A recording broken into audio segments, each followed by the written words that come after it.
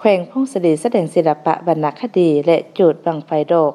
เนื่องในโอกาสเฉลิมฉลองวันสร้างตั้งพรรคประชาชนปฏิบัติลาวครบรอบ70 ปีเนื่องในโอกาสเฉลิมฉลองวันสร้างตั้งพรรคประชาชนปฏิบัติลาวครบรอบ70 ปีวันที่2มีนาคม1955 22มีนาคม2025นั้นในค่ำคืนของวันที่21มีนาคม2025นี้ที่เดินผ่านไซที่เมืองบุญเหนือเทศบาลแขวงใหม่ของแขวงพงศดีได้จัดให้มีการแสดงศิลปะวรรณคดีขึ้นโดยการเป็นเกียรติเข้าร่วมรับชมบรรณาธิการนำแขวงอดีตการนำพนักงานบำนาญพนักงานทักตลอดฮอดมวลชนชาวแขวงพงศดีซึ่งศิลปะวรรณคดีในครั้งนี้แม่นนักแสดงมาจากกองวิชาการวัฒนธรรมแผนกแสดงข่าววัฒนธรรมและท่องเที่ยวแขวง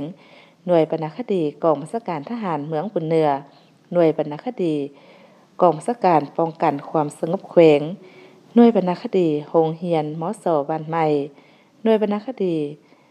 บ้านน้ำหยองใหม่หน่วยวรรณคดีโรงเรียนม.ต้นบุญเหนือศิลปะวรรณคดีที่นำมาแสดงในครั้งนี้ประกอบมีบทพรเมืองลาวใหม่เย็นมันห้องเดียวหญิงเมืองลาวมีผักนำพาบทพรผักคือแก้วดวงตาดวงใจของประชาชนลาวบทพรอ่อนสนส้นเผ่าลาวสามัคคีห้องเดียวทรายมาในบทเพลงบุญคุณผักบทพรเถิดทูลบุญคุณผักบทพรศาสตร์ลาวเผ่าลาวบทพรสื่อลาวดังกองซึ่งการแสดงแต่ละรายการแม่น